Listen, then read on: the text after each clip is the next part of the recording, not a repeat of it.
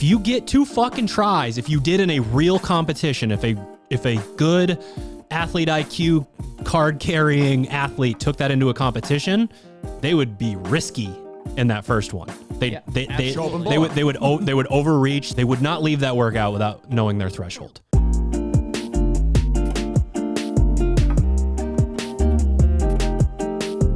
Good morning, Misfits. You are tuning into another episode of the Misfit Podcast. Gentlemen, it is, while we're recording, it is Primer Week. Correct? Yep. No. Next week's Primer Week? Yes. Next week is Primer Week. And the week after that is Retest Week. This week is week 5. How are we feeling about what's going on? You guys got your remote athletes? Great. I've gotten a really good feedback with the twice a week of cleaning. That's one thing I think is a nice change to the programming. Instead of just like historically we'd done like a skill-based lift where a lot of hang work in the following phase we go to the ground, but it's still only one day a week, and athletes just like, man, by the time it comes around the following week, it feels like some of the things that you've given me, either I can't remember all of them or like I thought I was doing them and I just didn't focus on the right thing this week. So being able to work with an athlete twice on the same style of lift in a single week's been, I think, really monumental in how people have been moving around the barbell. I've gotten a lot of good feedback from athletes like, hey, the positions that I practiced on Monday then come up on Friday again, and it just feels like it's cementing better motor patterns, which, you know, is something we're trying to create with the lifting that we have here. And I think a lot of people really respond well to that last set of 3. Personally, myself, I found that ending on a lighter set where like, all right, you've done the bulk of your work, but let's like clean things up and end on a really solid, good one that kind of carries momentum into the next session is a really important thing. And that's the feedback I've been getting from athletes I've been working with as well. They really seem to like that last set where you take some weight off the barbell and really kind of dial it in one last time before you move on to whatever's left in your training day. That's stolen from cage work in baseball. I call them baseball sets, where like you don't get to, you get your 10 pitches or something like that, but then you don't get to leave the cage until you smoke the final one. And it definitely sets the tone and sort of rewires things. And the funny part about what you said is we started with twice a day when Misfit Athletics started. And then as the sport evolved, twice a week. Yes. Twice every day. I'm in. Let's do it. Sounds like my kind Nothing of programming. That was the program that we followed before Misfit Athletics. Sure is. It was great. We won't say anything else. 2secondwod.com. Barbell gymnastics. Barbell gymnastics. So that's where Misfit Athletics started, and then the sport progresses and the style of training progresses, and you start to put more eggs into the basket of conditioning. Doing more conditioning, there's more mandatory conditioning. It is, in fact, the actual sport. But, we really hang our hat on not just doing the same things over and over, but actually evaluating where our athletes are at. And when it comes to the Olympic lifts, yeah, it's great that you can move the needle with triple, double, single in the clean, but you have to get better at it as well. And only once a week with something that complicated probably just isn't cutting it, especially at the highest levels. So it's a change that we made that I'm pretty happy with how it's going so far. So I'd agree with that. Yeah, I think it's tough for an athlete with all the things they have on their agenda, looking at the week in advance and how many pieces need to be done and all the preparatory, like mindfulness ahead of doing those pieces, prepping for those pieces, doing those pieces. The idea of then, for fun, digging out a barbell and moving around with it for, 30 minutes in an average day on top of what you're already doing might feel like too much of a task. But when it comes around twice a week, you now have that opportunity to spend that time there. And it's kind of built into the programming now, as opposed to like, yeah, some people will do this because they really need to do it. And one thing I really like to see on Discord is I see a bunch of people still commenting about how much time they're spending getting ready for a lifting piece, which is, I think, a huge culture change to like, when I started this, it was like, how fast can you throw 2 reds on your bar or 2 blues on your bar and get to your percentage work, as opposed to like this long drawn out thing, which is what the actual athletes in the sport do to get ready for it. It just felt like it wasn't part of what we did, but if you want to perform your best, you have to train like the best in their discipline trains for that sport. So it's really cool to see, for me, those athletes taking that time to spend more time with light reps, tempo reps, empty bar reps, and just using the resources that we try to provide, because we really do believe this is going to be the best way to get better at those things. And if you aren't doing those things and you're wondering why things aren't improving, yeah, it'd be nice to have the shiny object in the corner be the number one fix for you, but it's probably something you already know the answer to. You just have to put the time in to make that change. For me, we've noticed, we as in like myself and athletes have noticed the twice a week pressing has been really beneficial. Yeah. Both like pressing in the two different planes, kind of speed work one day, volume the other day, or and vice versa. Just for athlete, you kind of live in one of two camps. I find with a lot of the pressing movements, it's like you got it or you don't, as in not necessarily you can do it or not, just you have good capacity there, or it's like really needs to be worked on, and with that movement just worked on pretty heavily. So the twice a week has been really helpful there. And then the in-WOD overhead squat work.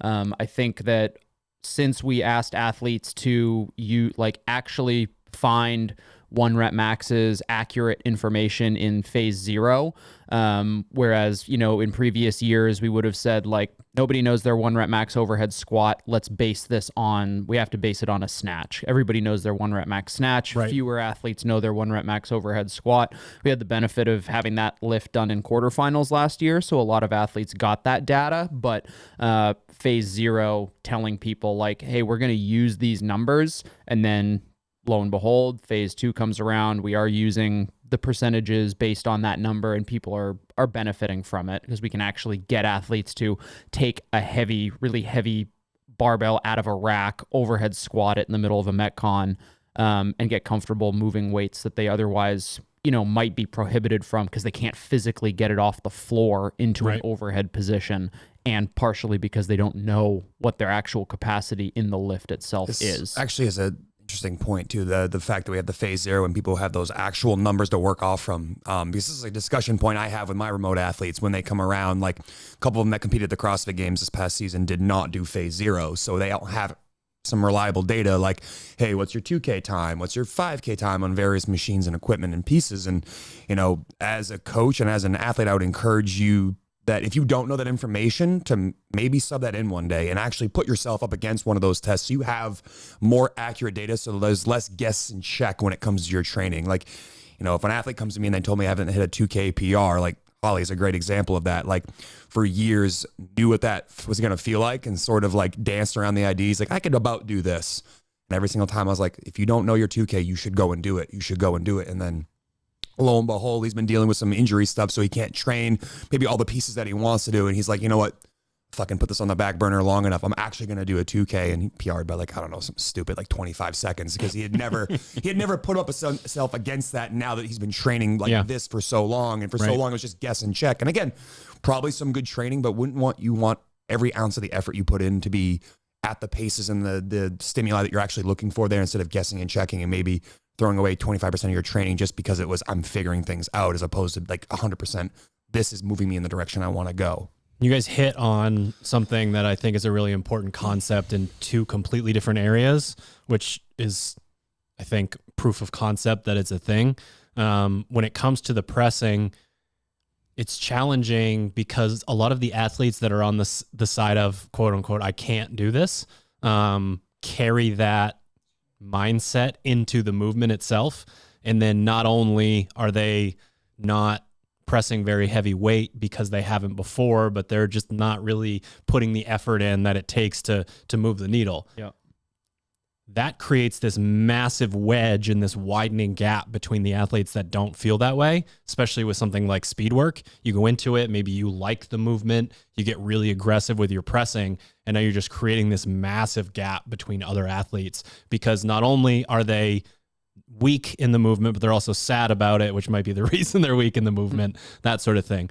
We transfer it over to things like the rowing.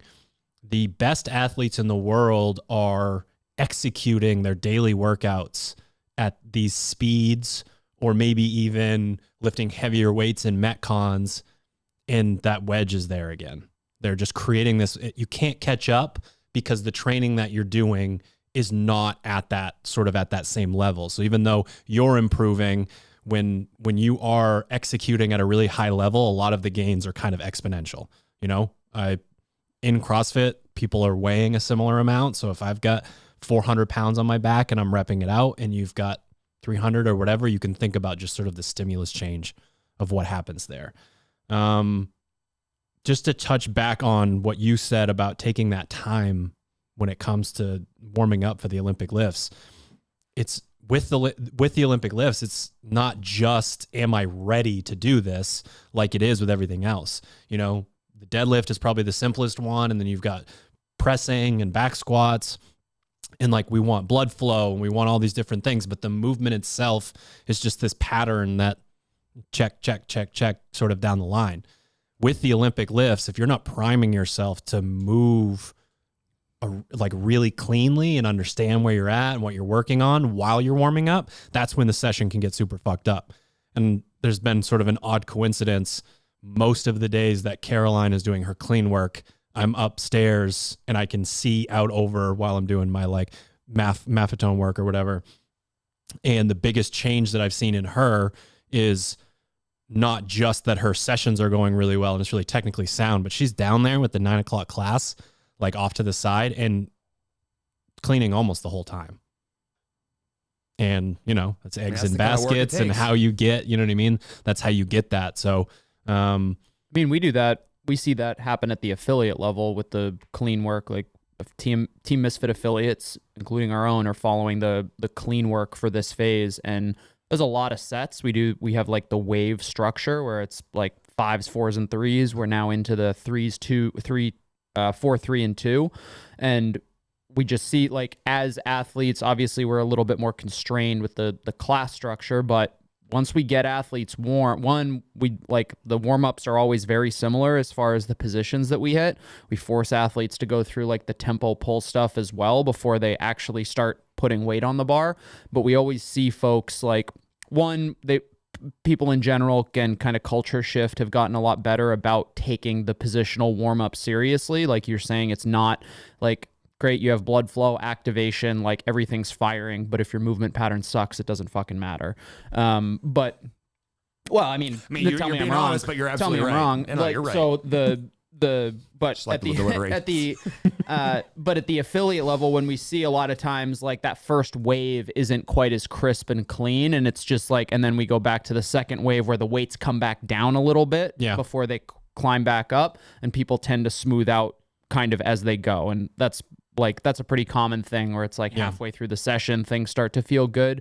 But I think it is nice to see that people are warming up well enough to make sure that their 6x3 is actually 6 sets of 3, not 3x3 trash, then 2x3 Right. okay, and then here's a really heavy triple and I'm done for the day. Right. And getting people to finish on that quality set is really important too. Yeah, one of the concepts I've explained to my athletes when it comes to like the Olympic lifting, especially this part of the year where it's so important to lay the foundations for how you want to perform when the season actually like tests you against your peers, is either one step forward or one step backwards. Every single time you get to go into the gym, you make a session where you can either take a step forward towards getting better at this skill or one step further away. And usually that comes around the concept of like rushing through things.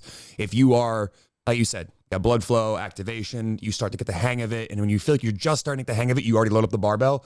You probably didn't take that extra couple of sets, with that modest 40, 50% to really dial things in so things feel snappy. So that, again, like you just described, you don't have 7 sets where the first handful of sets aren't quality work. They're kind of like getting you ready for quality work. And all of a sudden your 7x2 is now a 3x2. And think about how much of a gap that would create between someone who does 7x2 the way we want them to do it and 3x2 the other way where they rush. I've also had athletes who will, like, maybe it is like build up to a heavy single or a 1-rep max day, or even just like getting up to heavy percentage work.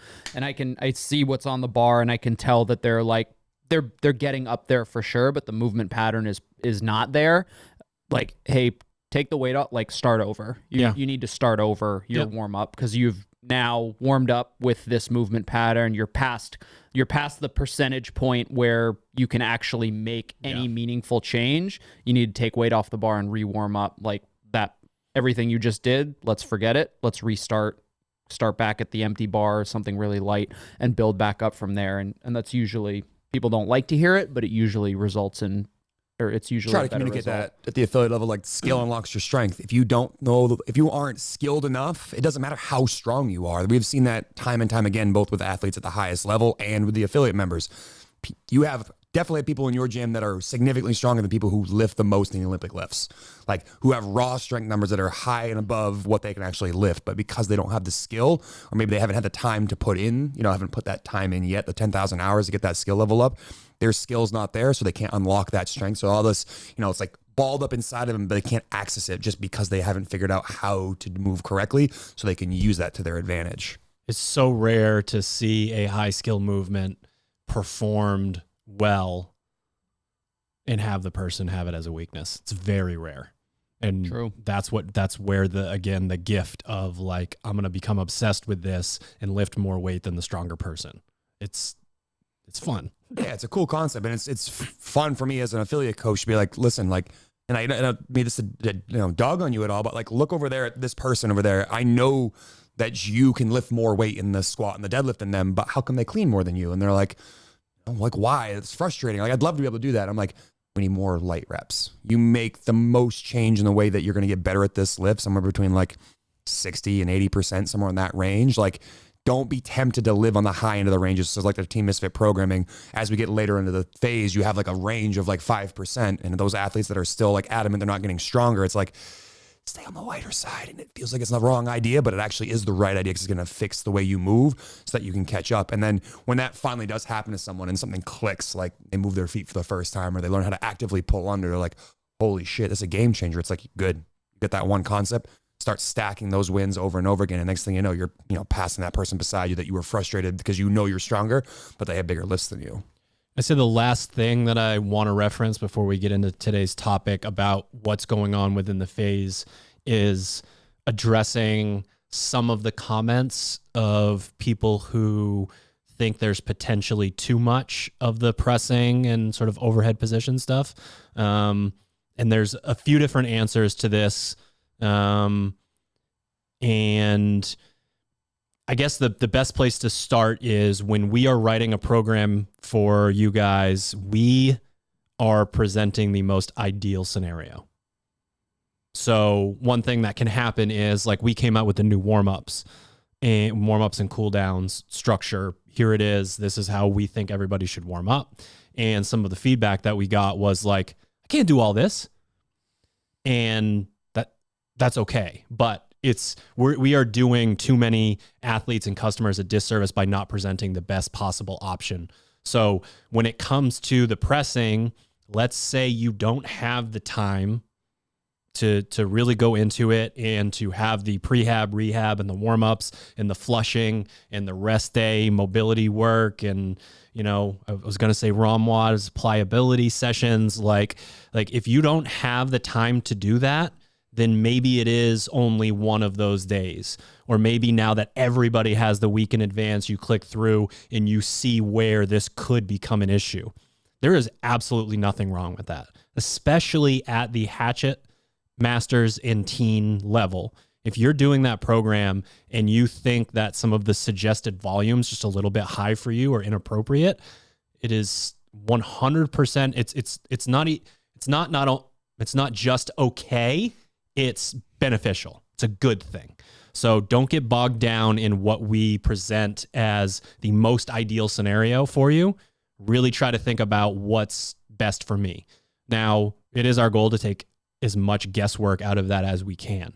The other side of this conversation is the warm-ups and the prehab and the rehab and the crossover symmetry and the flushing and, getting blood flow into the right areas, do all of that. We, again, have to provide the best program that we can to athletes and then set the expectations for them, especially on like a remote level of saying, if an athlete comes to me and says, my shoulders are bothering me, my elbows, my wrists, whatever it is, okay, here are some things that can help with that, but also what are you doing for your warm-ups and your cool downs and your flush and all of that stuff. So none of the stuff that we put in there we feel like is inappropriate if it's in the right hands and the person sort of taking the time to do this stuff. So I think it's important for people to understand both sides of the coin when it comes to that, because there might be, maybe you have the time to do the prehab and the rehab and all that, but you've got shoulder mobility issues and I'm going to be better off working on that, like splitting these sessions in two and saying this session, I'm actually doing strength work. And in this one, it's more just mobility, stability, like trying to get myself into better positions, stay healthy, all that good stuff. Yeah, and I just tell the athletes that if you're in a situation on any given day where you feel like you don't have the time to do what you need to do less, but do it better. Pick the thing that's the highest priority, which, as a remote athlete for me is usually the stuff that's the farthest to the left on their sheet of all the programming pieces they have, and do that thing, do it really well, and then end your day and be okay with that. Because again, one single training day or 2 single training days, or even about a week where you're just super busy and you can't get the work in that you want to get in, is not enough to derail you. The problem is it derails you when it becomes a thing that lingers in the back of your mind for weeks and weeks and weeks, and it just carries over and over and over again. Do less better, and you're going to have a better session. And then when the days that you can afford that time, take that time. Today's topic is the test retest model. Something that's very powerful in the sport of CrossFit, something that they sort of preached from the beginning. Everyone was mad that the final open workout was basically the same thing every year for a while. And they were like, it's actually a feature. It's something where we're trying to have that proof of concept. We're trying to push ourselves. But I think in different categories, there are different reasons why we're testing and retesting. And there are some concepts and ideas that get floated around, and some of them are tongue in cheek, but some of them actually do happen. Like at the affiliate level, you'll see an athlete say something like, I'm going to dog the test so I can crush the retest. So that couldn't make any less possible sense. And we'll get into that. But I think to use it properly and to go, we're 2 weeks away from, or when this drops will be 1 week away from retest. And then obviously that means you go right into test. It's pretty timely for the blog itself right now. So the way that I want to talk about it is basically go through the testing side and talk about the different categories, and then work into retest on the back half. When it comes to 1 rep maxes, and I'm talking like for people that are listening to this that follow the blog, week 1, day 1 of most, you get a find your 1 rep max, back squat, squat clean, squat snatch, whatever. The purpose of that is to have accuracy for your percentage work. Very similar to all the random 1 rep max lifts in phase 0, where you're like, okay, these are the numbers that I need to know. We need to know those so that we can build a really good strength program around it. The nuance and the change this year is that we are not retesting a lot of those in the moment. We like the smell of 6 to 7 weeks of percentage work versus 5 to 6 weeks, right? Yeah. It works better. We can have more thoughtful progressions. You don't enter week 3 or week 4 like we're already there. Are you fucking serious? 97%. I'm going to die. We get, again, more thoughtful jumps when we go through something like that, especially when we have the 2 or 3 day week lifts. So it's pretty simple to me. You're going in and you're doing this. Using your lifetime PR is a really fucking bad idea, no matter whether it's low or high. It's just not what we're looking for. We also don't need to go into like the powerlifting community uses a training max where they do 90%, mostly because their training max is still like 600 pounds. Astronomical, yeah. It is silly. the type of thing where you're still just based on physics and the size of the human body. Like if you're putting 80% of 400 on, in bench press or something like that, you're going to, modulate some tissue, right? I can deadlift that, I think. So what this does is it provides a in real time number for you to then go in and have appropriate percentage work. It also gives you a kind of a where am I currently at sort of thing here. So we've got, at the end of the day, like the way that the structure of our program specifically, but the sport in general works is that it's a GPP program. It's a GPP sport, general physical preparedness. Yes, we want to improve your 1 rep max over the course of 7 weeks, but we also have to take into context, or you as the athlete have to take into context things like how long you've been training.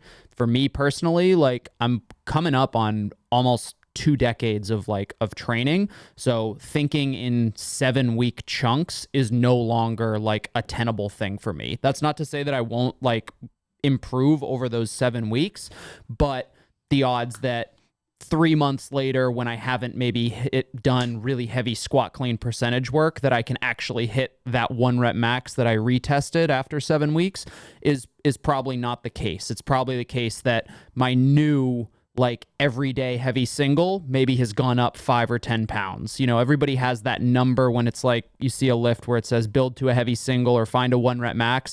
And in the back of your head, you're like, as long as I can still hit X, Y, or Z, I feel pretty good about that. For me, like for the longest time, it was like a 275 squat clean. Nothing super impressive, but as time has gone on, that instead of the convenience of the plate math of 275 pounds, it's like, well, we need to raise the minimums a little bit so that, hey, the everyday single is now 285. On any given day, I can hit 285 pounds, whether I just finished up a heavy clean cycle or not. So keeping in mind that, you know, trying to think in bigger chunks than the 7-week block. And within that 7-week time, there's a lot of other things that you can pay attention to, which we can talk about. I'm sure we'll talk about throughout the course of the podcast, but there are far more metrics that you can use to gauge progress than did I lift more weight in week 7 than I did in week 1. You just said GPP program, which again, you need to be generally physically prepared. But what does that mean for your ability in terms of how you can move a barbell is movement efficiency. Like movement efficiency is one of the biggest factors that's going to determine your ability to improve and continue to get better with your work capacity. If you aren't focused on that, and you're using maxes from 4 years ago and your motor patterns don't improve, or like just crazy adrenaline hump and dump. Oh my God, how the fuck somewhere. did I lift that barbell? Yeah, it's very rarely do we see someone's 1 rep max and I'm like, man, that is the prettiest lift they've ever done. I mean, I can't think of many athletes where I've seen that. I mean, like, that is a perfect execution of that lift. There's always some sort of nuance there. And people can always go back to the games and be like, oh, like, you know, look at Frazier hit 385 squat clean. It's like, guys squat clean like, I don't know, 420 pounds before. So like, and his heels are together. True. just nitpicking a bit. What a loser. Yeah, idiot. Take that. Only 100,000 pounds more than me. But the idea here, again, if you're looking to improve your GPP, if you aren't obsessed with movement efficiency, which is what a lighter barbell will allow you to do in a lifting session, and the whole reason why percentages exist is to improve the skill of the movement. If you are now leaning too far to the right where it's a weight you can't clean or you can't do it consistently, or it's just like that hump and dump you just said where you just magically got on your shoulders and stood up, like that's not a good place to start from when it comes time to clean things up. So, you know, this is a conversation I have with athletes. Typically, you know, I had it in phase 1, for example, because we got just done phase 0 and, you know, we had deadlift and, you know, I deadlifted 20 pounds the last, 2 weeks after we just tested it. And I was like, which max did I use? And I go, I don't know, let me see what it looks like. I see the lift. I'm like, let's start with the lighter one for now. Because again, what we can do is use that lighter weight to clean up motor patterns. And if you're like, this is really easy, I know a couple of tricks to make it a little harder. Things like tempo and library sets and things like that can create adaptation where maybe the barbell's a little bit lighter, but it's case by case specific. But the important thing here is we need to fix the way you move if you want to get better at this stuff. Yeah. We'll leave it at that. So when it comes to the other lifting tests, so you have your speed test, you have your skill test, you have your GPP test, like the different categories like that. I'm not going to lie. Yes, there's proof of concept. Like that's probably the biggest benefit that you are going to get as an athlete. I worked on this. This is where I was. This is where I am now. But I'm also trying to make the program fun and throw you guys a bone every once in a while. Yeah.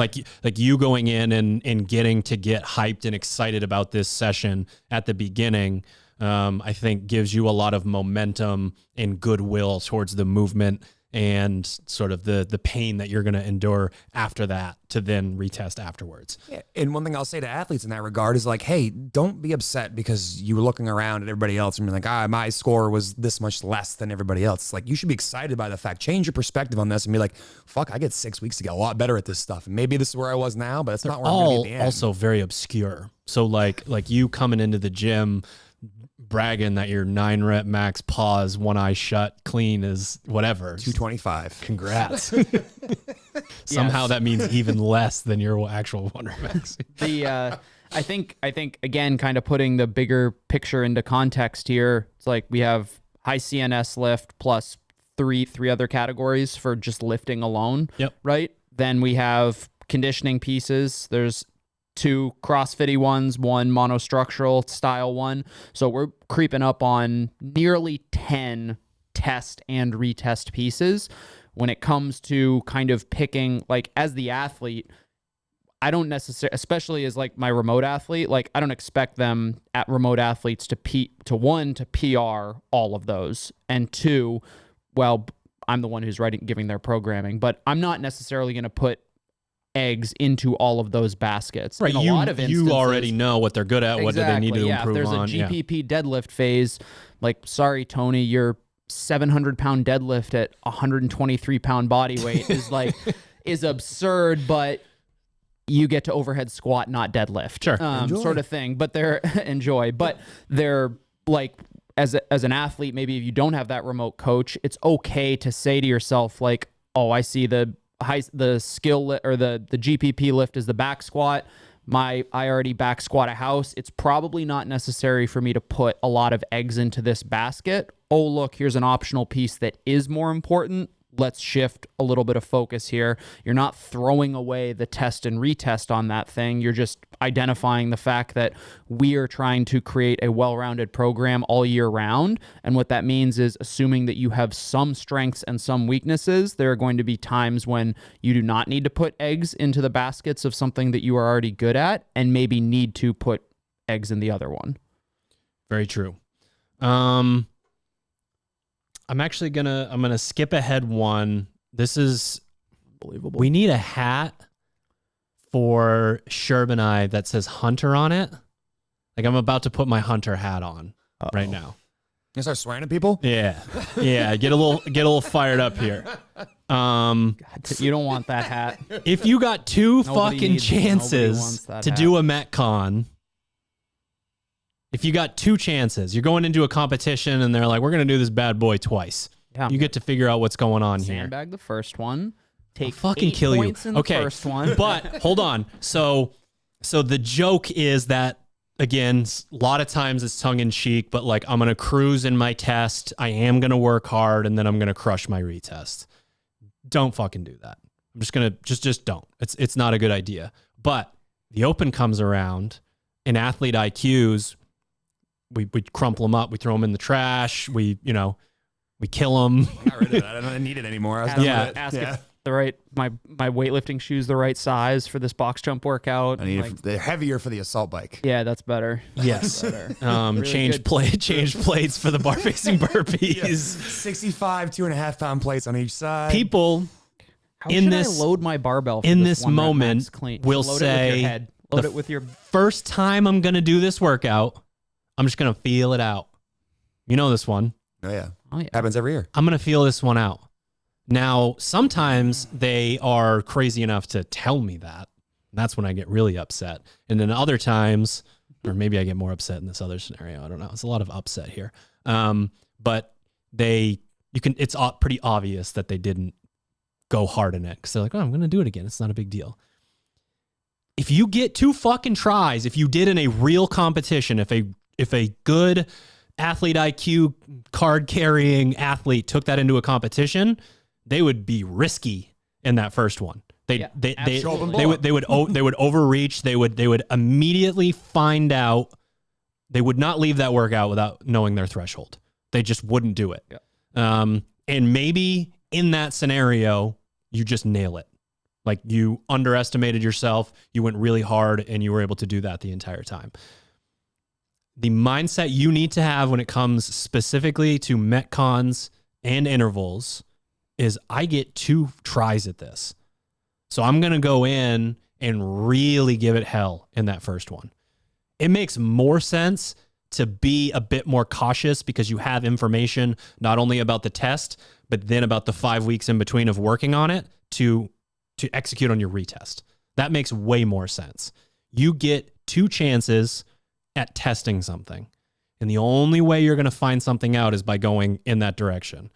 And this plays so much more into the hands of competitors as well. We see a lot of competitors throw away their weekend because they think damage control is necessary on a workout that is not a home run. Damage control is for, I can't do this weight. I can't do strict handstand push-ups. Movement, yeah. Like no matter, there is no scenario There's where a I'm hard stop not in somewhere. trouble. Yeah. And can I game this to a point where I can come in 22nd instead of 38th? And that's so rare at high levels for athletes to have that. So that is just this thing where you're like, the weight is how much in the workout and I'm supposed to do it for reps? Oh shit. Like something's up here. So that's the only thing that we can now go put onto an island on its own. Something, good way to put it, that has a dead stop within the workout. If you are just okay at something or good at something and you try to figure out how to game it to not do bad, your weekend's over.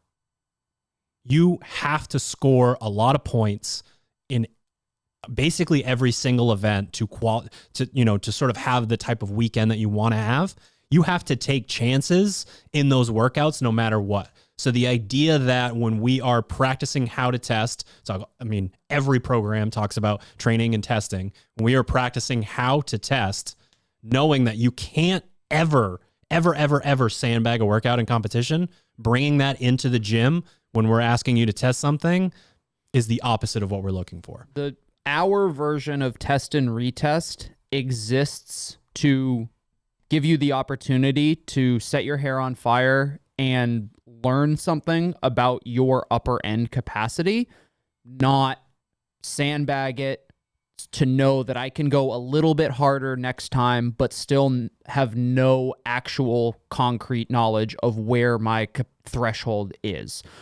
Our version of test and retest gives you the chance to find that threshold by failing that first go round specifically, so that when the open quarterfinals, semifinals, and in-person competition comes into play, you actually know your capacity. Because in the first scenario, the athlete who, does kind of, is a little bit cautious in that first one, they're like, okay, now I know how to do better at it. It's like, that's great. You did better than you did last time, but one, you probably didn't do the best that you are actually capable of, and two, like if you're on the competition floor, that's not even a conversation at that point, right? It's you just took 10 points. In the process, you could potentially trick yourself into thinking you found your threshold, which is super dangerous. Yeah, and you also have the opportunity to find out that, wow, that movement or that thing, that time domain, whatever it was, isn't actually either as bad as I thought it was, or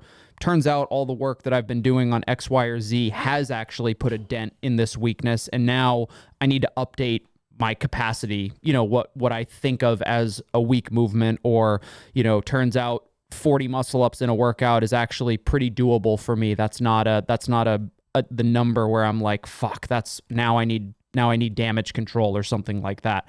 You learn a lot more about yourself. You can still learn a lot by, playing it safe and then retesting, but I don't think you learn nearly as much, and certainly not useful information if you intend to compete against other people. And an important thing here is that your athlete IQ isn't just reserved for phase 0 and retest week. Like, that's not the only time you get to update your athlete IQ. So a huge part of this is a constantly updating library or resource. Imagine Wikipedia, where every single time you do a workout, a new entry is updated or changed or added to.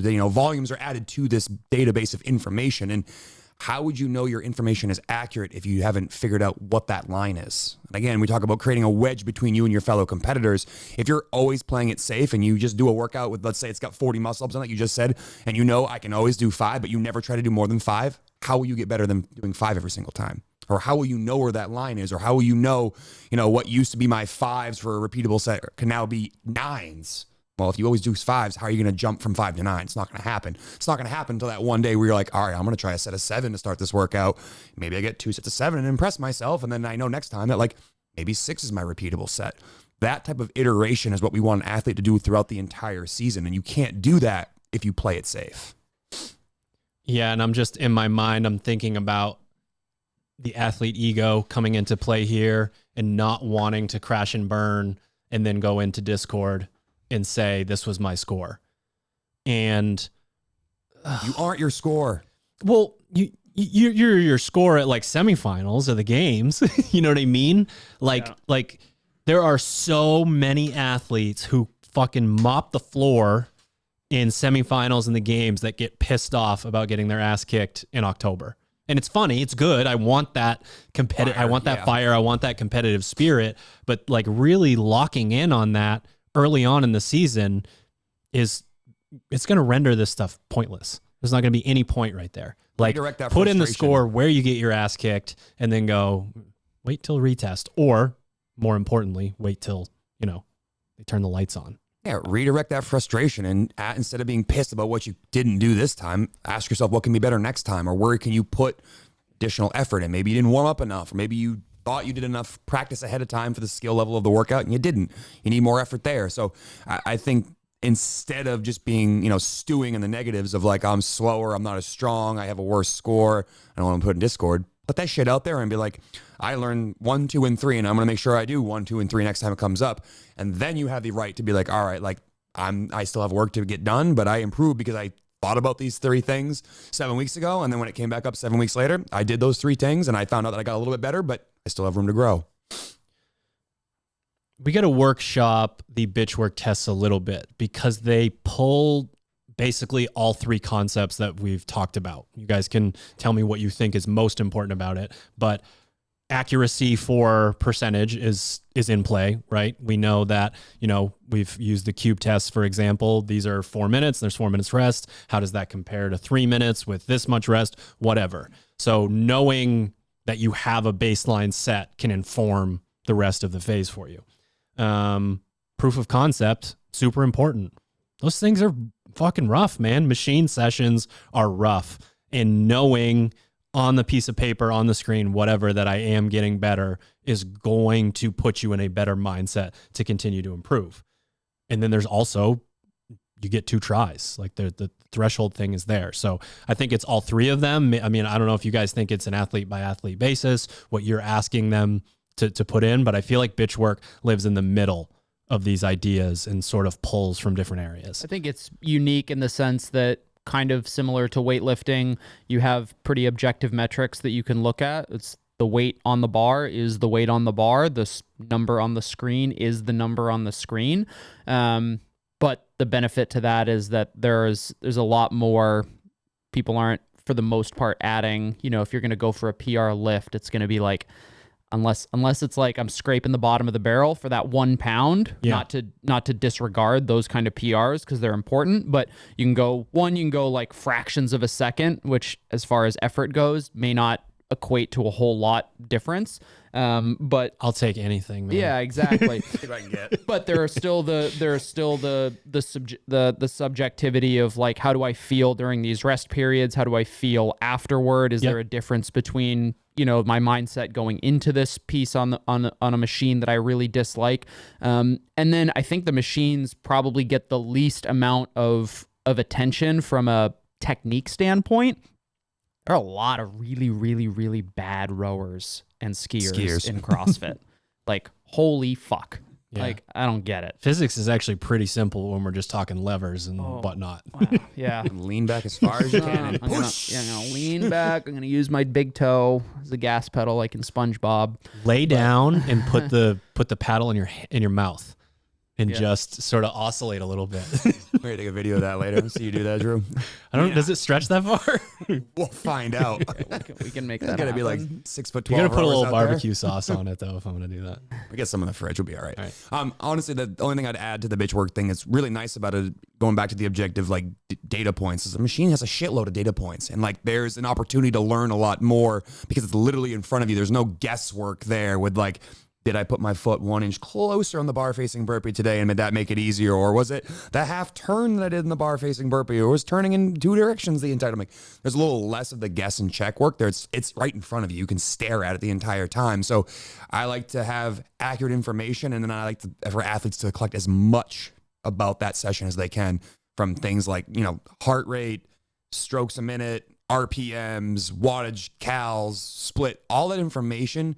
While we might be calling for calories or split or wattage, like you should know all of those for everything. So one of the things I try to provide to the athletes was that like cheat sheet of like paces, and you want to know all of those gears because you need to know the workout's 2 minutes versus 3.5, what that pace feels like and goes like. And the more information you have and the more accurate it is, the better your sessions are, which is why bitch work is so important.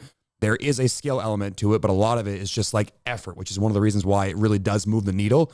You should still care about how you move on those things. But what's nice about a bitch work piece is that often it's just about, are you willing to work and are you willing to be focused either in the effort you need to do physically, mentally, or together? Because sometimes those pieces require both things where you have to be checked in mentally and working really, really hard physically. Hunter, I'm going to put you on the spot. You've somehow, well, it's by your choice, become the de facto in-WOD lifting programmer.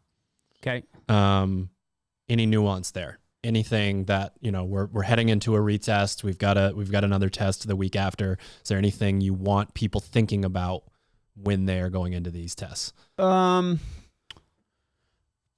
I guess I'll talk to the overhead squat piece specifically, because that's coming up. In a lot of instances, especially with the more like, I guess, CrossFit-y movement is the best thing I can think of right off the top of my head, such as an overhead squat.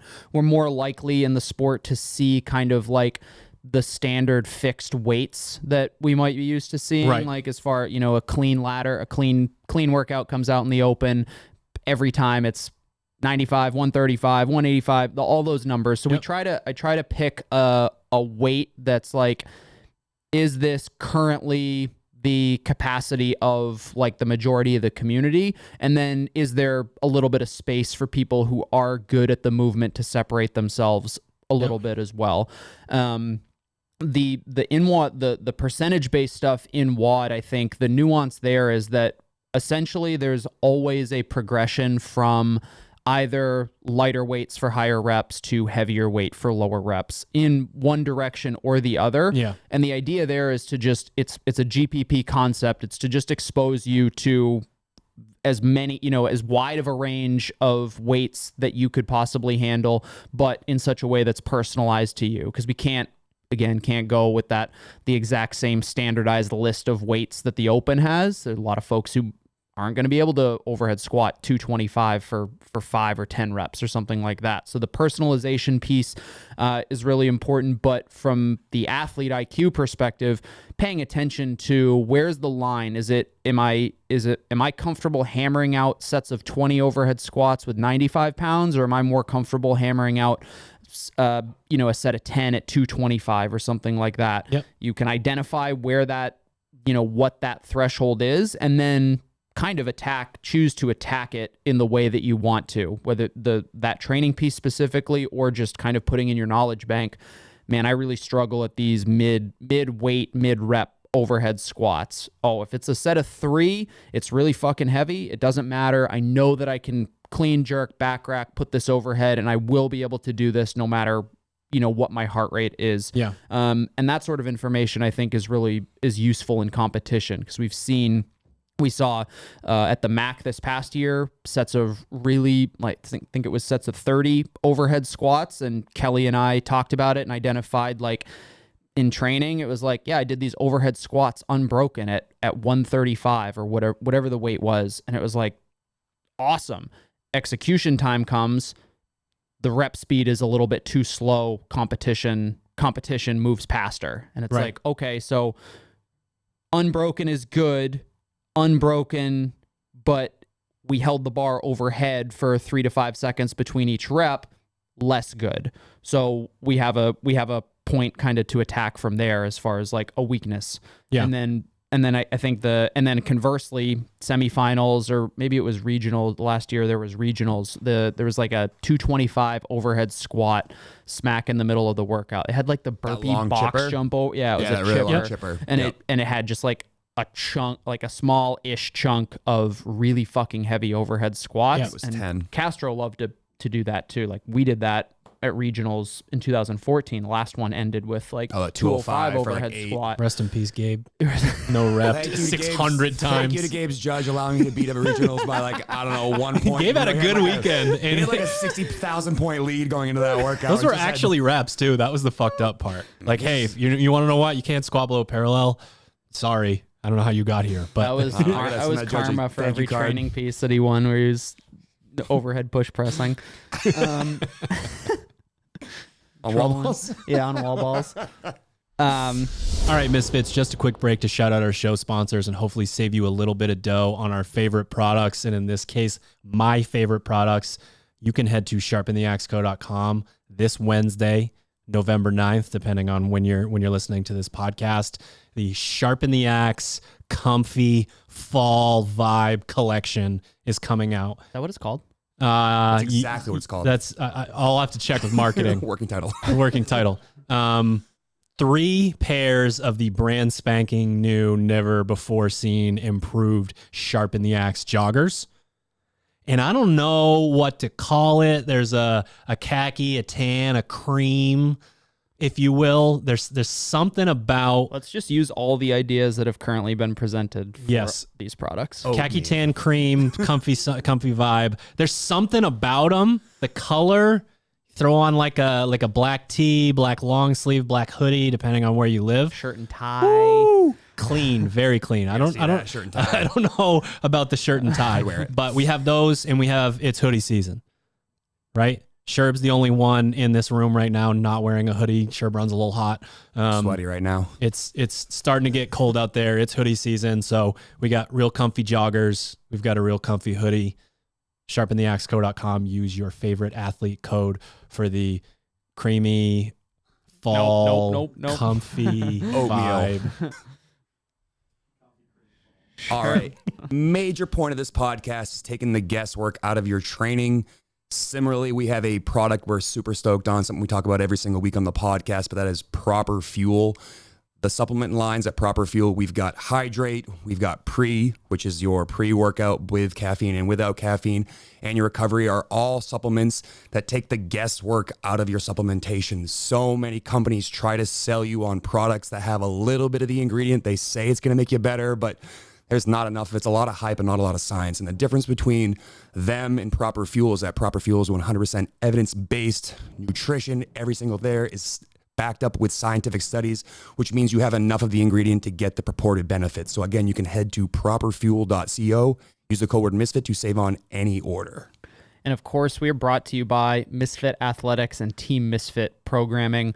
If at this point in the podcast you're fired up, maybe you're not just yet, but you will be by the end when Drew gives his get fired up speech. Wait for it. Just wait for it. You can get a free 2-week trial of Misfit Athletics programming on misfitathletics.com or the SugarWOD marketplace. And for those of you who maybe haven't heard yet, or maybe you're a first-time listener, our website has changed quite a bit, most significantly to provide you with a full week of programming at a time. And when it comes to test and retest, there's nothing better than being able to see the entire week, pluck out the tests that you kind of circle. We circle with the red pen, like Drew and Sherb like to talk about. It's like, that's the one I'm going to focus on. You can maybe move that around to a day when you know you're going to have the full gas tank to put that effort in. Maybe you kind of cross off certain pieces that aren't necessarily applicable to where you're at right now. You can get all of that for 2 weeks for free. And then afterward, being able to see that entire week of programming is super valuable. So retest week for the phase starts on November 14th, which means, of course, phase 3 test week starts on November 21st. Make sure you head to misfitathletics.com, get signed up, check out those couple weeks in their full glory, make informed training decisions, and don't forget to finish the podcast so you can apply all this valuable information. So let's get back to it. Yeah, but the InWOD lifting, the idea there is to basically give you as maximum exposure to the widest range of weights that are personalized to you. And then in a lot of instances, some of the training pieces say like, hey, rounds 1 and 2, or round 1, use this weight, round 2, use that weight, round 3, use this weight. Rounds 4 and 5, you pick. Athlete's choice based on weakness, perceived, what do you want to get out of this piece? Pick and choose. So the InWOD lifting is just the personalized way to get athletes comfortable with, for the most part, those kind of heavier weights in workouts, but we can't standardize, say like, hey, we're going to do a 275 squat clean across the board, where it seriously isolates a lot of people, completely changes the workout. So basically now we go back to the top. We talk about retesting. We, in this magical world, have changed the way that we're testing, and you've gone through the phase where we've worked on the things. And I mean, this applies whether you follow our programming or you're, a listener that follows another program. You do the thing, you work on it, and then you go back to find out. So what are we trying to accomplish here? I feel like we should lump I want to lump all of the lifting tests together when it comes to this. And more, I would say, for psychological reasons than for like, am I getting proof of concept? Am I coming back into this and I've added 5 pounds or whatever? You need to know who you are within this realm before the session happens. Do not be the person that hits a 1 rep max, crushes the phase, and then acts like a basket case once they don't PR. If this is common for you, you know what is about to happen. I've seen this movie before. What the fuck? So like, and I get it. 6 weeks of like really hard work. I mean, sometimes we're asking you to back squat 3 days a week. I understand why you would think that you're about to see a new movie. But if it's mental and not physical, that's potentially not the case. Maybe you've slain that dragon, and that is something where you can give yourself the opportunity to PR. But there are a lot of different ways to PR, and a lot of them will show up on video. So when you are doing your lifting tests, please film them. Film your lifting tests. Easiest thing to film. Doesn't take up that much memory. Not a big deal. You don't have to watch a million different things. You don't have to get bored during a 20-minute AMRAP and decide you don't want to watch after the second or third round. Film them.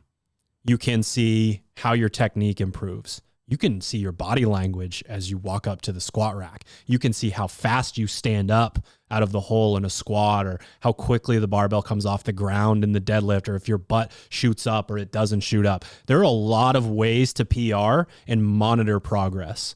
Now, hopefully, simultaneously, you take the onus off of the actual weight itself, and then maybe by accident, you do PR afterwards. But, Hunter addressed a little bit of the whole, you've been doing this for 20 years, like obsessing over that tiny little sliver when we're trying to just get better, essentially. It's just going to be measured in so many different ways.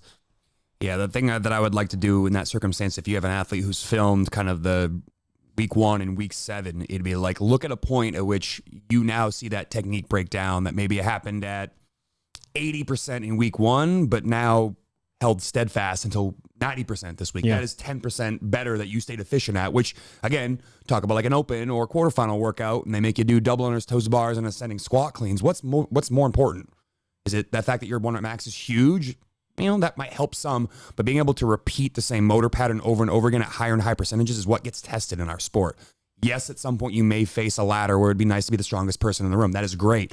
But if we're looking to make progress and to continue to get better and better, those little nitty gritty details or the things that you might have to dig a bit more to discover end up mattering more in the long term than I humped and dumped and got a 10-pound PR this phase. And fuck, I don't know how it happened, but it was magic and I'm happy it happened. Like, good for you. Glad you did that. But most of the good work probably happened ahead of that ugly 10-pound PR. It happened in all the percentage building up to that. And that's where, it might be hard to redirect the focus of being super excited about a new PR, but to then go back and look at lighter ones and be like, oh no, see, all these build-up sets were much crisper than they were 7 weeks ago or 6 weeks ago. And that's what's really important to me. I think an athlete really should take the time to put lifts side by side like this. Like, there's a bunch of apps that stitch videos together, like literally sync them up and hit play and just watch what changes. And you'll probably pick up on things that you thought were really good about a lift, or maybe you didn't think you did, and you might see them happen. And then it just creates awareness, which means that when you go back to your next session, you can put it at the forefront of your mind and fix it. Yeah, I think the filming thing is really good. And then again, as you gain more experience, the small details are the things that you should be paying a little bit more attention to. Again, kind of using myself as an example, a 10-pound PR on a squat clean is great. It's not, but I know that that's not necessarily going to translate to, say, the open workouts unless the consistency at which I'm able to, perform the movement has improved, right? So in your example, it's like, okay, 15-pound PR, that's terrific. It kind of looked like shit. The odds that you can replicate that when it actually matters are pretty slim. the odds that you replicate it when it matters, and it helps you more than the consistency you would have gained by moving better, learning, paying attention to those small details, which actually turns out helped you a lot better in conditioning piece 1, open workout 23.1, 23.2, and then that, you tied a PR and you're in the 1 rep max lift. Turns out that the consistency you gained without the objective improvement in weight was way more valuable to you and actually helped your leaderboard placement, so to speak, than the theoretical 5 or 10 pound lift. You have to remember too, from a sports specific perspective, if for whatever reason CrossFit throws the bone of a just straight up 1 rep max, like that's the trap, right? It's like 1 rep max back squat. It's like all the big guys should be fucking terrified because next week it's 15 minutes of bar facing burpees. Sure. It's the opposite. So when you're thinking about it in terms of CrossFit, remember what the sport is there to test. And if there's the extreme on one end, like we'll find the extreme on the other somewhere. Metcons and intervals. Yes. Go. Retest. How do you retest Metcons and intervals? I mean, the number one thing I'm going to tell an athlete to do is to go back. You have to go back and look at every bit of information you recorded from week 1. And if you aren't in the habit of doing that, you really need to get started on that. And that includes paces, how you broke things up. If you watched your video, what your splits were, so you know to the second, like, starting at a 121 is not the right pace, but looks like if I started at 131, I'm able to hold that. Like all of that information should be something that's gleaned from the first attempt. And then in addition to all those notes, you think about how you prepared and any other things that you can kind of extrapolate out from your first week and then make a game plan based upon your first approach to hit it a second time. And this again goes back to why gaming it makes no sense. If you game the first one, you have inaccurate data. How can you then use that data to inform your retest? So, one of the things that we just had, the blog had Echo Bike or Assault Bike calories and muscle ups. I had to do that same test with rowing, and you and I discussed this ahead of time, but intentionally picked a cal per hour pace that felt a touch bit risky, because what is the point of doing that? I think it ended up being like 14 or 1500 cals an hour for X amount of calories. If I go and do that at 1200, I might still be able to do the muscle ups unbroken the same way I did with 1500, but I'd get done and be like, yeah, good, did it unbroken. But what did I figure out about my capacity there? Not a lot. I can do some muscle ups after some sort of hard, kind of easy rowing. But if I do it the way that we talked about it and you find that, you flirt with that line of like, man, you might feel like you have to do an extra kip on the second to last muscle up. Trust yourself to just keep going and hold that pace. And maybe if you're not good at that, you have someone standing over your shoulder, like, not letting you take the foot off the gas when you start to feel sorry for yourself. You then have accurate information because you've pushed yourself to the point where you now know what you did last time. And, hopefully you spent the last 6 weeks improving your work capacity and touching up your skills. And now you get to put them on full display when you retest. I just had working with one of our affiliate athletes, and she's trying to get better, trying to move up the quarterfinals leaderboard. 13 rounds.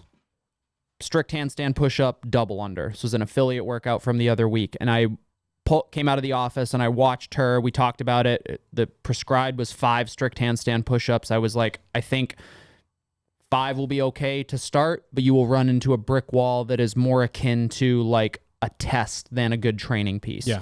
So let's do 3. So she's like, okay, really super coachable athlete.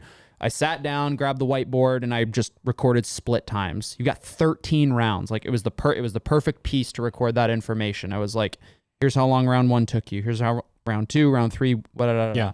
Okay, right there, because I recorded like the clock times and then the, how long cumulative, how long did the round take.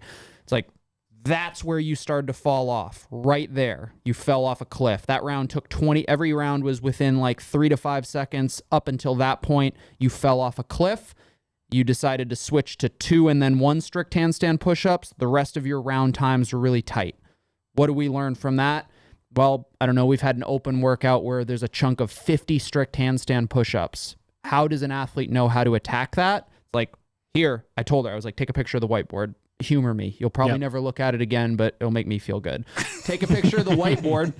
But this is a super applicable piece. It's like you just did 39 strict handstand push-ups in X amount of time. That's a super useful piece of information that when it comes time for a more important test, like, so again, kind of thinking about our test and retest within the phase as I still think of that as training, right? It's training it's getting you as close to testing as possible without, doing the open.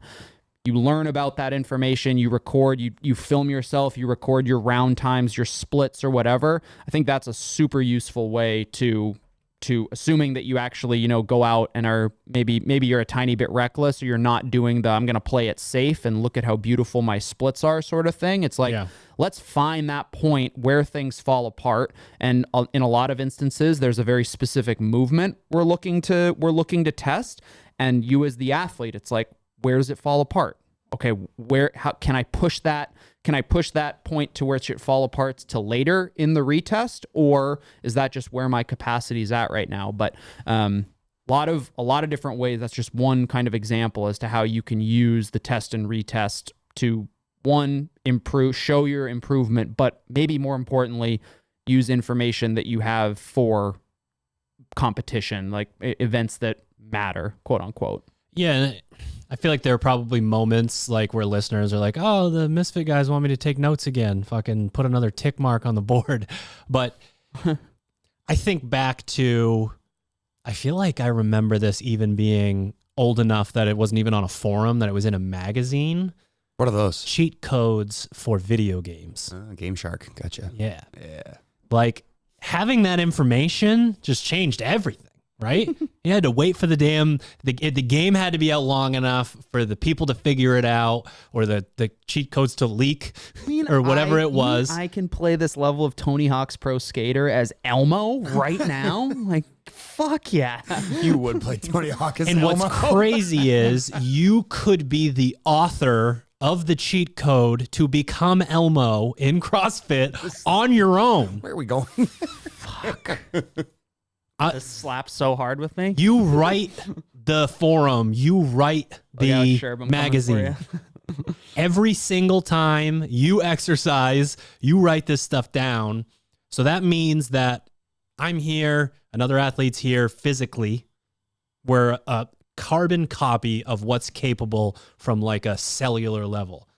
This person has the whole Game Shark magazine, and I'm gone full fucking goldfish. And I just work out again. Tutorial on the game. Yeah, like I'm just gonna work out again. You get so much information every time you exercise, and everyone has so much shit going on in their life, whether it's just being addicted to Instagram or you're busy as hell. There's a lot of shit swimming around in the dome. Write it down, type it into your phone, write it on a whiteboard and take a picture, have a notebook, whatever it is.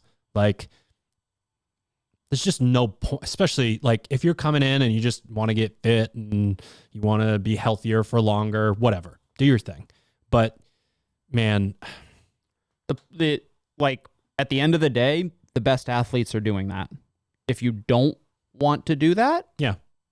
Okay. There are probably athletes who could have won the CrossFit Games or at least been in the top 10 that never took notes, that either never made it or were in the 20th, 30th, whatever, because they're just going based on feel, winging it all the time. Yeah. Like people with the genetic ability to go there, good work ethic.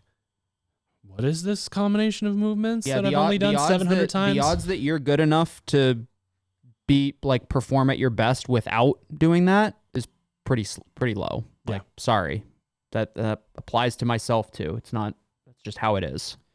With the retest, all I'll say is it's sort of an extension of the advice I give on testing. So Sherb's example, I would ask an athlete, a remote athlete, to write down when they see a test for the first time, what would my goal be in week 7? And what do I think I could hold right now? And the what do I think I can hold right now gets thrown in the garbage. I don't give a fuck. Congratulations. This thing over here is where we test. That provides the information of how close am I to that goal? How close can I get? for a lot of people that are a little bit too modest, they just go do it. And that's also really good information. And then stacking all of those information sessions that, the win or learn thing to me is, win or win. Like I either got amazing information, this like perfect nugget out of this that's going to help me more moving forward in the future, or I just crushed it and that's, it's momentum. It's good for you. So coming out the other side, when we are now in retest land, it's knowing how I did when I went hunting for threshold. Was I able to figure something out along the way? Because a lot of our test retest when it comes to metcons and intervals has to do with you improving your capacity and skill within a particular movement as well. So like, did I improve capacity just because I get the beginner gains? I've never done 7 weeks of this, or I got this coaching cue, or I filmed myself and figured it out on my own. So we've gone threshold hunting. We've, really gotten into the nitty gritty. It's a lot of information to go into your retest. A lot of information. You going to go into bitch work next? Yeah. Or are we including that in as part of what we just talked about? Because I think no, bitch work's next. Yeah, I think the bitch work one is one of my favorite things to prove to an athlete as they're getting better, that all of those hours of suffering were completely worth it. And when they get done, they're like, fuck you, I feel like I didn't get any better at this, because we're talking about tenths of a second or a couple more calories. But what's so amazing about bitch work is that, again, takes a skill element out of it. It's still important to pay attention to how you move on a rower and a skier, but skill is often not what separates you from other people. It's the time spent, it's the effort you put forth every single day. And what's really cool about a bitch work piece is that you have data from last time, and at last time you did it, at what point did that start to creep in, that doubt start to creep in? And now your goal is to push that off another 5 seconds or hang on for another 100 meters. And I think, what I get excited about when an athlete comes back to me, it's, a couple of seconds, a tenth of a second on a bitch work piece, and they don't feel all that proud about it. And I'm like, that is the good work that's going to allow you to get better. Because again, think about how much capacity you just built in order to do that.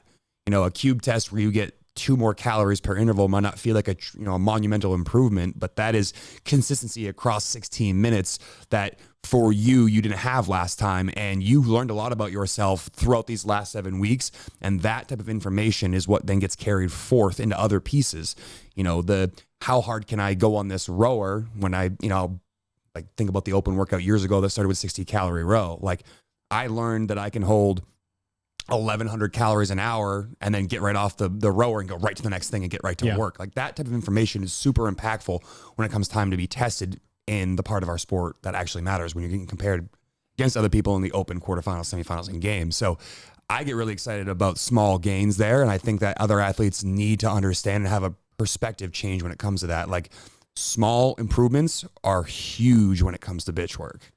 I view bitch work as energy system and time domain testing and retesting. It's, again, the nature of bitch work is such that you're continuously moving, right? There's no pull-up movement. There's no gymnastics movement to strategically break up. There's no barbell weight that's, requires you to belt up for. It's like you're on the machine, you are going at a specific pace, and you are continuously moving for X amount of time or, distance, duration, whatever you're trying to get after. If you can figure out a way to translate the time domain kind of based effort, like this is what 15 minutes of really hard effort feels like. How do I translate that to what is 15 minutes of a 15-minute AMRAP in 23.1? How do those two things line up, and how do I take the kind of the time domain knowledge that I've gained about my capacity on machines and translate that to the more sport specific stuff? Sometimes it's really easy. Thinking about the wall ball rowing workout, we were talking about that. It was like 15 minutes of 19 and 19. Was that the calories in wall balls? 19.1, I think. So it's basically, it was like, this is 15 minutes of rowing for the best. So it's like, what's your 15-minute row calories per hour pace, knowing that the wall ball is almost equivalent as far as like effort, as far as effort goes. So how can you take the information you gain from a bitch work perspective, whether it's like, wow, my output on the anaerobic, on these, sprint bitch work tests has enabled me to set myself on fire on a, let's say like Fran was a quarterfinals workout or something like that. Can I set myself on fire for that 2 to 2.5 minute time domain? Or do I know that I'm going to run into a wall somewhere and have to be strategic about this? So I think bitch work has a lot of, again, bitch work is kind of the almost the practice for the sport specific metcons and intervals that you're going to face, in competition. I'd say that statement is probably the most important single statement so far in the podcast. Just this idea that, because we talk about Thanks, coach. The podcast that we just did, we talked about how the workout hurting, it hurts a little, is not a metric, doesn't matter. It's not hard to make it challenging. We get to sort of like get rid of that concept when we get on a machine, because you're alone with your thoughts a lot on a machine. You really know how you feel. It gets amplified. You get thrown into situations where by accident you have created the crescendo of the workout, maybe a little early or something like that. And you sort of have to know what to do in those moments.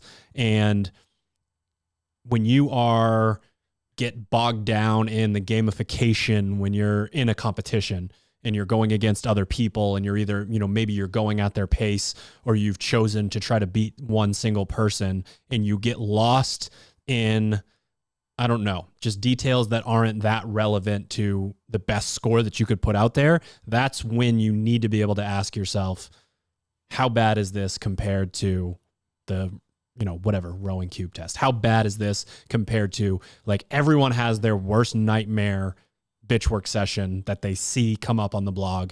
How does this feeling right now compare to that? Because you can ask yourself to go there as an athlete. You can ask yourself, like, this is nothing. This is nothing compared to where I've been before. So when it comes to the bitch work stuff, I think you're really setting a standard for like what you can, like, I don't know, what you can withstand, what you can tolerate. I have a pet peeve on the cube tests that I would like to address, but one thing that I will say is, if you don't know, you don't know.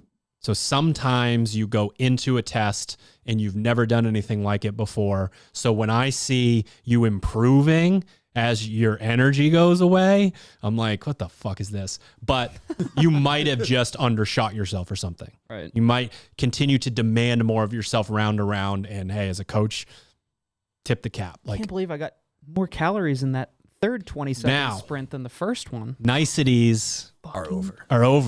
You're retesting. Are you gonna get faster? You shouldn't. It doesn't make sense. I need somebody to send me 400 calories on this C2 bike retest. I need the 400 calories. Now, done properly, we're probably looking at 102, 101, 199 or something like that. That's how the human body works. If it's not working that way, not how mine works. God damn it. Warm up more. Whatever, ask more of yourself in round one. Like, that's what matters. Now, if you're like me, you get 100 calories in round one, you're going to get 80 in round two, and then 8 in round 3. So that's not, there's going to be a lot of nuance in terms of turtles and rabbits between how much you drop. But the idea that you are at your best after 3 by 8 minutes of these chunks, you've got your 4 minutes on, 4 minutes off. No. And again, I understand if like this is an ultra specific thing, and it's the reason why we are going to continue to test the same thing over and over, is you have a really good idea. Testing in that mode will make a lot more sense. You know what you got the last time. You are taking the advice from the podcast and you're saying, okay, well, if this is the total that I want, I'm a bit more of a turtle, I'm only going to drop off a calorie or two. I'm a bit more of a rabbit, I'm gonna go get it. I'm going to lemon guess we're going to get like 5 of those. 5 400s? I think so. Based now, on the what bike I saw. is the easiest one to get 400 on. A minute. That's People were 50, really close. 1,500 calories per hour. 4x4. Yeah, people were really close. Christ. Like they were within 10 calories. Would be on their the testing. ladies equivalent, so we don't leave them out. Probably like 12 to 1,300.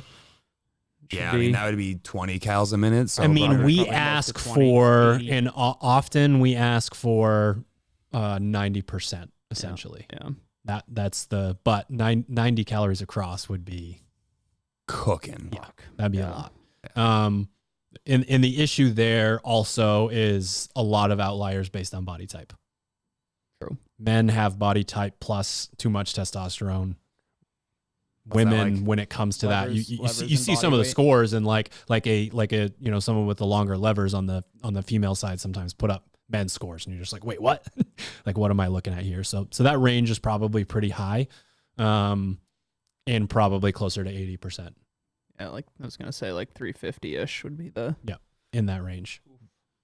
But when I say I got need to that? see 400, I don't know of if I course got I that. want to see it first on the C2 bike because that's the easiest one. But we got other ones coming up. We got the machines where you really got to work for. How close did you get on the rower the second time? I was just thinking about that. I don't know what the number is. Because when you and I tested it the first time, It wasn't very you good. tried to hold 1500, It wasn't very good the first time. and I saw a 12 in round one. Uh-oh. Stand by. Let's see.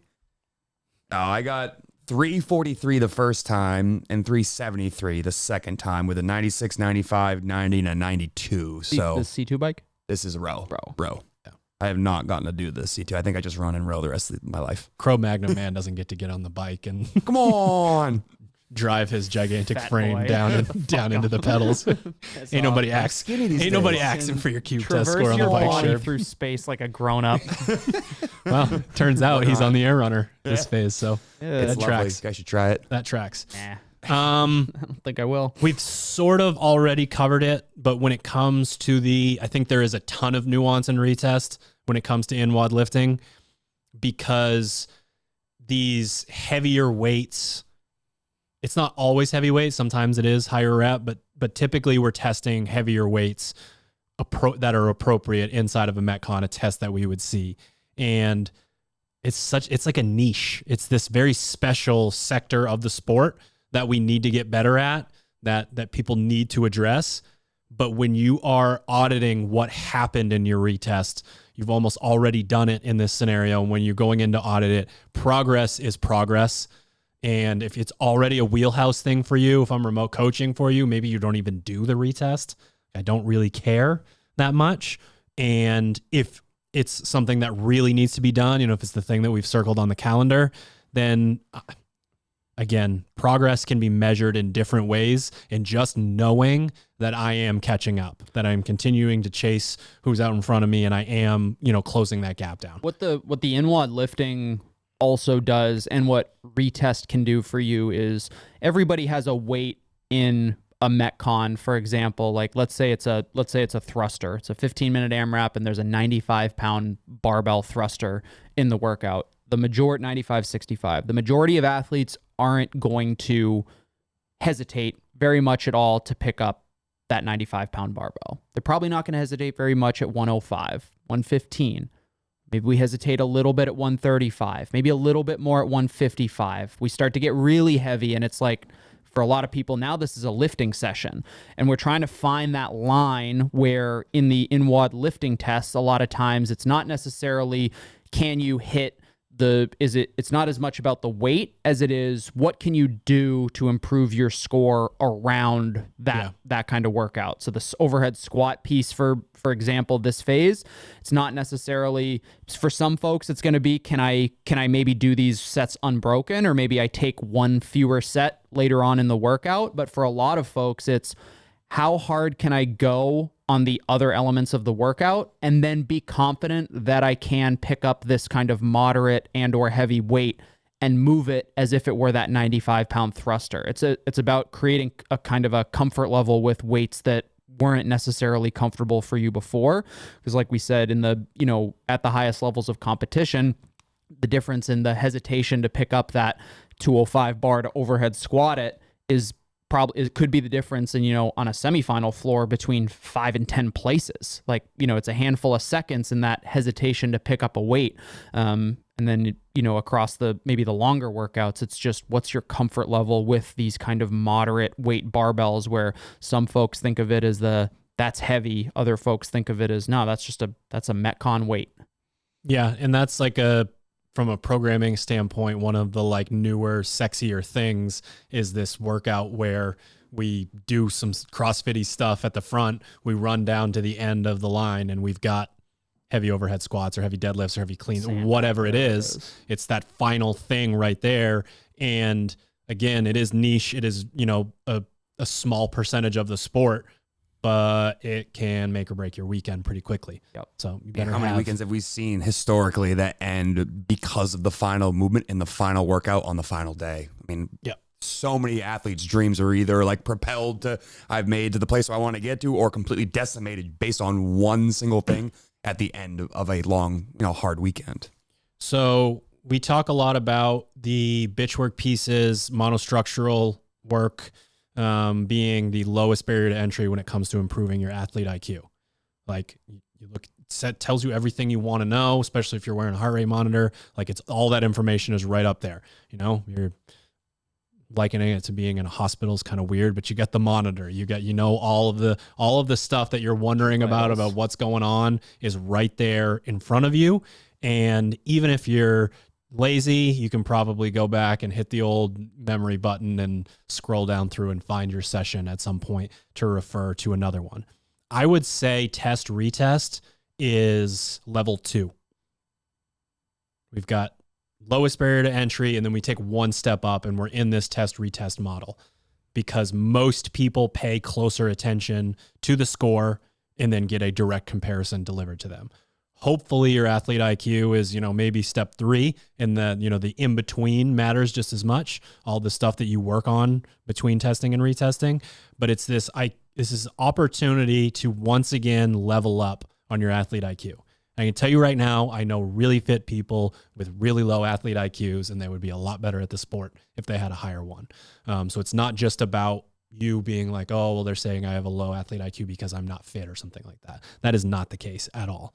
It's a skill that the best of the best all have, but a lot of the people on the fringes do not. And it could be the reason why they're not the best of the best. I don't disagree. Thank you, Sherb. You're welcome. You still have to do final thoughts. So I was going to tee that up. Okay, I'll go. So if level 3 is kind of that in between, level 4 is how do we take the test retest model provided by Misfit Athletics, a program that is designed to prepare athletes to go out and compete in the sport, take that test retest information and then apply it. Because again, we're not writing test and retest workouts for athletes to be the fittest person who follows Misfit Athletics. They're not competing for the quote Misfit Athletics fittest crown. They are competing. It's not in a bubble. The phase is not a bubble. Exactly. We're competing to train for the tests that you guys want to go out and compete at. So obviously we put some eggs in the basket of the test and retest, but it's more important that you are able to take that information that you gleaned from those tests, those opportunities, and then go apply it when it quote matters for you, whatever that goal for you is, open, quarterfinals, Wadapalooza, whatever. You have that information and you can apply it and put it into practice. So again, if you're taking all those notes and stuff like that, but you're not applying it to where it matters for you, that's kind of that next step where we have to use the test retest model to our advantage. But keep in mind that we're prepping folks for the stuff outside of the confines of the 4-phase structure of Misfit Athletics. Taking that one step further, one thing that comes to mind Level for me 9 is the you're gonna pay L. Ron Hubbard $10,000. Keep Dynetics. The concept Hunter just talked about not occurring in a bubble. What we're actually trying to prepare you for. Test week and retest week can bring along a lot of negative emotions, and one of the things that I've been reading a lot about recently is just about how important it is your own self-talk when it comes to your performance level. And my word of advice here is to dig deep and try to implore you to find the positives in what you have established over the course of the phase and not get too wrapped up in the negatives, because those can quickly derail you off the path that you're on. And, you know, one of the things that you described, like you want to be able to always come in and hit the 275 squat clean, or, you know, randomly surprise yourself with a PR. Like that work occurs, not just doesn't randomly happen. It happens because of all the foundations you lay leading up to it. And then when it actually matters, that's when we want you to go forth in PR. So as you're going through your tests and retests, try to dig into all the positives you can discover there and try to eliminate as many negatives as possible. Like, it's important to be critical about how you move so you can get better at this stuff. But if so much of what your self-talk is just negative, negative, negative, that's not going to propel you to want to get better. It's just going to discourage you further and further. So, you know, I'm one of those athletes you described that doesn't necessarily like 1 rep max day. Like, you know, you always joke about doing that with me because you can easily like psych me out of like 30 pounds by just talking some shit.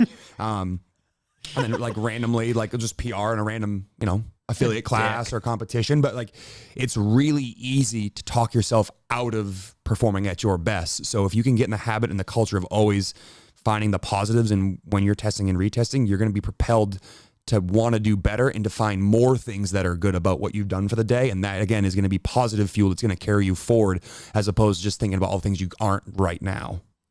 It makes me think of two different types of athletes: the types of athletes who show up weeks 1 and 7 that sort of present themselves as maybe a fitter version than they are. And then a lot of the people listening to this podcast, and I think a lot of the people that gravitate towards Misfit Athletics, are weeks 2 through 6, just warriors, just in there grinding. And I'm here to tell you, your ceiling is significantly higher than the people who show up and show out on weeks 1 and 7.